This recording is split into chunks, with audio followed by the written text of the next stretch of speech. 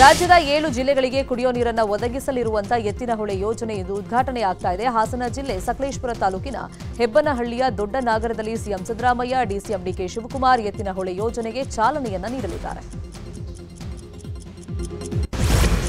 ಶೋಷಿತ ಸಮುದಾಯಗಳ ಒಕ್ಕೂಟದಿಂದ ಗೋ ಬ್ಯಾಕ್ ಗವರ್ನರ್ ಹಿನ್ನೆಲೆಯಲ್ಲಿ ಇವತ್ತು ಬಳ್ಳಾರಿ ಪ್ರವಾಸವನ್ನ ಗವರ್ನರ್ ಮೊಟಕುಗೊಳಿಸಿದ್ದಾರೆ. ಇವತ್ತು ಶ್ರೀಕೃಷ್ಣ ದೇವರಾಯ ವಿಶ್ವವಿದ್ಯಾಲಯದ ಘಟಿಕೋತ್ಸವ ಕಾರ್ಯಕ್ರಮ ನಡೀತಾ ಇದೆ. ಈ ಕಾರ್ಯಕ್ರಮದಲ್ಲಿ ಗವರ್ನರ್ ಪಾಲ್ಗೊಳ್ಳಬೇಕಾಗಿತ್ತು.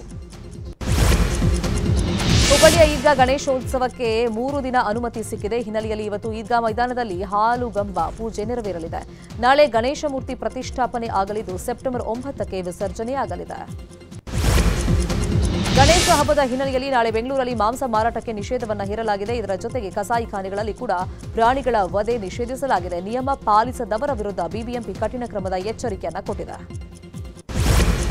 ಗೌರಿ ಗಣೇಶ ಹಬ್ಬದ ಹಿನ್ನೆಲೆಯಲ್ಲಿ ಜನರು ರಾತ್ರಿಯೇ ಊರಿನತ್ತ ತೆರಳಿದ್ದಾರೆ. ಈ ವೇಳೆ ಮೆಜೆಸ್ಟಿಕ್ನಲ್ಲಿ ಜನ ಜಮಾಯಿಸಿದ್ರು. ಕೆಎಸ್ಆರ್ಟಿಸಿ ಬಸ್ಗಳಲ್ಲಿ ಜನ ಊರಿನತ್ತ ತೆರಳಿದ್ದಾರೆ. ಇನ್ನು ಗಣೇಶ ಹಬ್ಬದ ಪ್ರಯುಕ್ತ ಕೆಎಸ್ಆರ್ಟಿಸಿಯು ವಿಶೇಷ ಹೆಚ್ಚುವರಿ ಬಸ್ ವ್ಯವಸ್ಥೆಯನ್ನು ಮಾಡಿದೆ.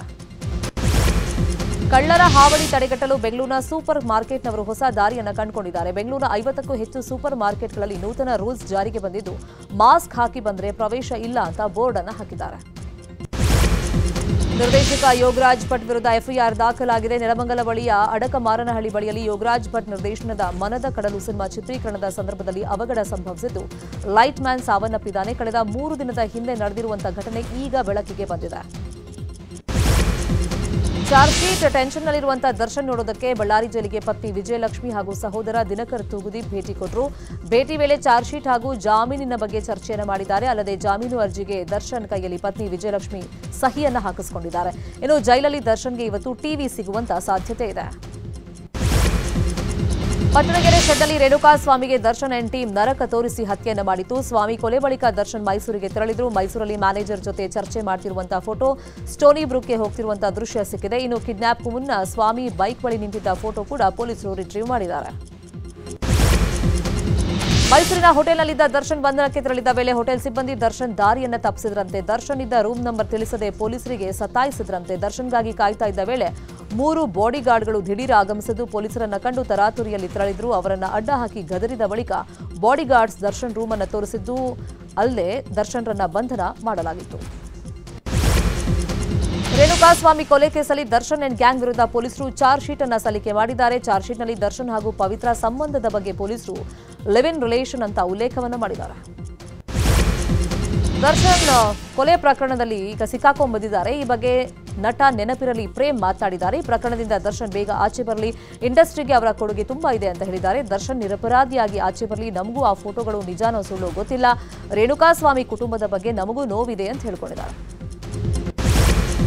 ಕನ್ನಡ ಚಿತ್ರರಂಗದಲ್ಲಿ ಮಹಿಳೆಯರ ಪರ ಅಭಿಯಾನ ಶುರುವಾಗಿದೆ. ಹೀಗಾಗಿ ಕೇರಳದ ಹೇಮಾ ಸಮಿತಿ ವರದಿಯಂತೆ ಇಲ್ಲಿಯೂ ಕೂಡ ಅಧ್ಯಯನ ಸಮಿತಿ ರಚಿಸುವಂತೆ ಸಿಎಂ ಸಿದ್ದರಾಮಯ್ಯ ಅವರಿಗೆ ನಟಿಯರು ಮನವಿಯನ್ನ ಮಾಡಿದ್ದಾರೆ. ಈ ಬಗ್ಗೆ ನಟ ನೆನಪಿರಲಿ ಪ್ರೇಮ್ ಪ್ರತಿಕ್ರಿಯೆ ಕೊಟ್ಟಿದ್ದಾರೆ. ಎಲ್ಲಾ ಹೆಣ್ಣುಮಕ್ಕಳಿಗೆ ಒಳ್ಳೇದಾಗುತ್ತೆ ಅಂದ್ರೆ ನಮ್ ಸಪೋರ್ಟ್ ಇರುತ್ತೆ, ಕಮಿಟಿ ಆಗಲಿ ಅಂತ ಹೇಳಿದ್ದಾರೆ. ನಿನ್ನೆ ನಡೆದಂತ ರಾಜ್ಯ ಸಚಿವ ಸಂಪುಟ ಸಭೆಯಲ್ಲಿ ಕೋವಿಡ್ ಹಗರಣದ ಬಗ್ಗೆ ಪ್ರಸ್ತಾಪ ಮಾಡಲಾಗಿದೆ. ಕೋವಿಡ್ನಲ್ಲಿ 100 ಕೋಟಿ ಅವ್ಯವಹಾರ ಆಗಿದೆ ಅಂತ ಸಿಎಂ ಮಾಹಿತಿಯನ್ನು ಕೊಟ್ಟಿದ್ದಾರೆ. ನ್ಯಾಯಮೂರ್ತಿ ಮೈಕಲ್ ಕುನ್ಹಾ ಮಧ್ಯಂತರ ವರದಿಯನ್ನು ಕೊಟ್ಟಿದ್ದಾರೆ. ಅದರ ಬಗ್ಗೆ ಪರಿಶೀಲಿಸಿ ಸೂಕ್ತ ನಿರ್ಧಾರ ಮಾಡೋಣ ಅಂತ ಸಚಿವರಿಗೆ ಸಿಎಂ ತಿಳಿಸಿದ್ದಾರೆ. ಅನ್ನಭಾಗ್ಯ ಯೋಜನೆ ಬಗ್ಗೆಯೂ ಕ್ಯಾಬಿನೆಟ್ ಮೀಟಿಂಗ್ನಲ್ಲಿ ಚರ್ಚೆ ನಡೆದಿದೆ. 5 ಕೆಜಿ ಅಕ್ಕಿ ಬದಲು ಸರ್ಕಾರ ಈಗ ಹಣವನ್ನು ಕೊಡ್ತಾ ಇದೆ. ಸದ್ಯಕ್ಕೆ ಅದನ್ನೇ ಮುಂದುವರಿಸಲು ಸರ್ಕಾರ ನಿರ್ಧಾರವನ್ನು ಮಾಡಿದ್ದು ಫುಡ್ ಕಿಟ್ ವಿತರಣೆ ಯೋಜನೆಯನ್ನ ಕೈಬಿಟ್ಟಿದೆ. ಬೆಂಗಳೂರು ಆಸ್ತಿ ಪಾವತಿದಾರರಿಗೆ ಸರ್ಕಾರ ಗುಡ್ ನ್ಯೂಸ್ ಅನ್ನು ಕೊಟ್ಟಿದೆ. ಆಸ್ತಿ ತೆರಿಗೆ ಪಾವತಿಯ ಸಮಯವನ್ನು ವಿಸ್ತರಣೆ ಮಾಡಲಾಗಿದೆ. ಈ ಕುರಿತಂತೆ ನಿನ್ನೆ ರಾಜ್ಯ ಸಚಿವ ಸಂಪುಟ ಸಭೆಯಲ್ಲಿ ತೀರ್ಮಾನವನ್ನು ಮಾಡಲಾಗಿದೆ. ಸುದ್ದಿಗೋಷ್ಠಿಯಲ್ಲಿ ಮಾತನಾಡಿದ ಸಚಿವ ಎಚ್ಕೆ ಪಾಟೀಲ್, ನವೆಂಬರ್ 30, 2024ರವರೆಗೆ ಆಸ್ತಿ ತೆರಿಗೆ ಪಾವತಿಸಲು ಸಮಯ ನೀಡಿದ್ದೀವಿ ಅಂತ ಹೇಳಿದ್ದಾರೆ. ಶಿವಮೊಗ್ಗದಲ್ಲಿ ನಿನ್ನೆ ಜೆಡಿಎಸ್ ಕಾರ್ಯಕರ್ತರ ಸಭೆ ನಡೆಸಿದ ಕೇಂದ್ರ ಸಚಿವ ಎಚ್ಡಿ ಕುಮಾರಸ್ವಾಮಿ 2025ರಲ್ಲಿ ವಿಧಾನಸಭೆ ಚುನಾವಣೆ ನಡೆಯಬಹುದು, ಅದಕ್ಕೆ ಸಿದ್ಧರಾಗುವಂತೆ ಕರೆಯನ್ನು ಕೊಟ್ಟಿದ್ದಾರೆ. ರಾಜ್ಯದಲ್ಲಿ ನಮ್ಮದೇ ಸ್ವತಂತ್ರ ಸರ್ಕಾರ ಅಧಿಕಾರಕ್ಕೆ ಬರಬೇಕು ಅನ್ನೋ ಆಸೆ ಇದೆ.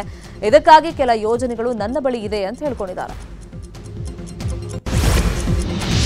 ವಿಶ್ವವಿಖ್ಯಾತ ನಾಡಹಬ್ಬ ದಸರಾಗೆ ಸಾಂಸ್ಕೃತಿಕ ನಗರಿ ಮೈಸೂರು ಸಜ್ಜಾಗ್ತಾ ಇದೆ. ಈಗಾಗಲೇ ಕಾಡಿನಿಂದ ನಾಡಿಗೆ ಬಂದಿರುವಂತಹ ಮೊದಲ ಹಂತದ ಗಜಪಡೆ ತಾಲೀಮನ್ನು ಆರಂಭ ಮಾಡಿದೆ.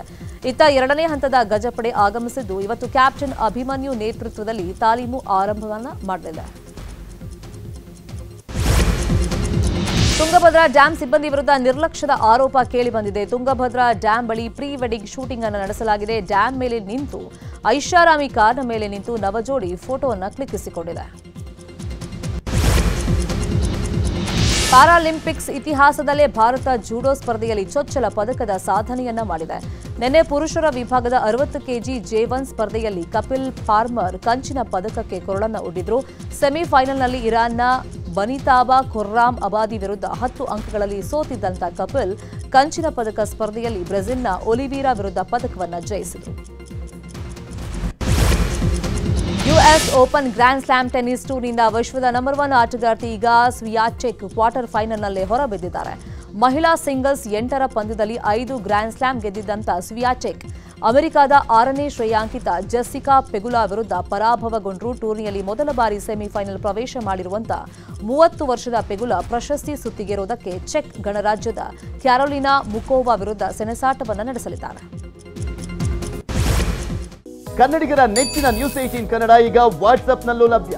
ಕರ್ನಾಟಕ, ದೇಶ ವಿದೇಶಗಳ 360 ಡಿಗ್ರಿ ಸುದ್ದಿಯ ವಿವರಗಳನ್ನ ನಿಮ್ಮ ಕೈ ಬೆರಳುಗಳಲ್ಲೇ ಪಡೆಯಲಿಕ್ಕೆ ಈ QR ಕೋಡ್ ಅನ್ನ ಸ್ಕ್ಯಾನ್ ಮಾಡಿ ನಮ್ಮ ಚಾನಲ್ ಫಾಲೋ ಮಾಡಿ, ನೋಟಿಫಿಕೇಶನ್ ಆನ್ ಮಾಡಿ.